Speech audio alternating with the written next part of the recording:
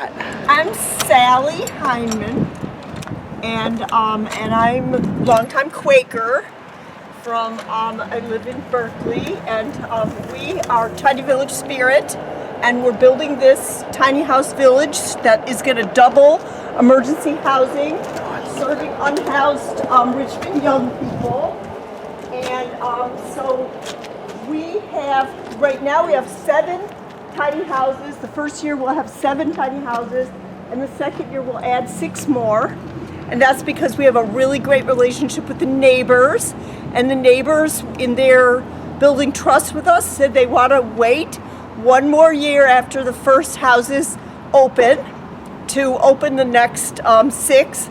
So this will be a tiny house village serving 13. So we're very excited about that, and it's collaboration with like 7 organizations, GRIP, Greater Richmond Interfaith Programs across the street, and we're also working with Hope Solutions, which is going to be operating the village, and we're going to be sort of the owner of the assets, as they say. So we own the tiny houses, but we're all going to be working together, and all these tiny houses will have murals made by young people from the community, and some of them already have their murals. And we're just in the process of finishing each of them, and so they're looking pretty awesome. And we're getting ready. We're pretty far along. Beautiful. So that's where we are. Which one is the kitchen? The kitchen is this yurt. Okay. So we have a shared kitchen, and it's a kitchen dining room yurt, and then we have a living room makerspace yurt. So that'll be awesome. And then there's a bathroom trailer that's like really nice, like nicer than my bathroom at home, where everybody has individual bathrooms, and there's 3 of those that'll be shared with, each person has their own bathroom, but there's 3 of them for the village for 13 people. So it's pretty cool. It's like a little family.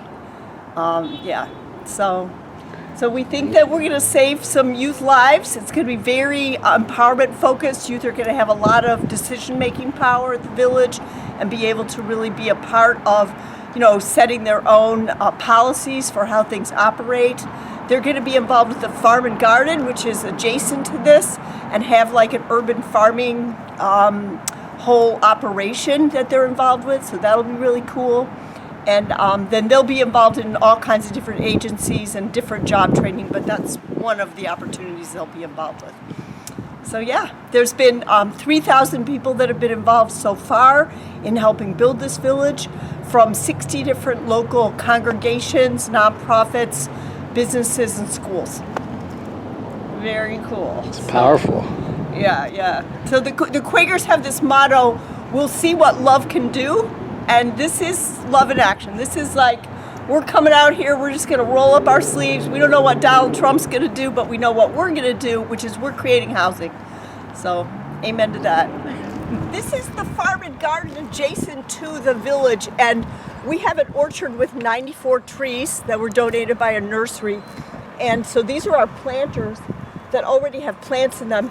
And we've created over 550 prayers and blessings and good wishes in solidarity with our young people from the community that are messages to our young people about resilience and hope and just wishing them all the best. And so we just love those. They look beautiful. Yeah, they're pretty beautiful. We should set up the table over here, really. Yeah.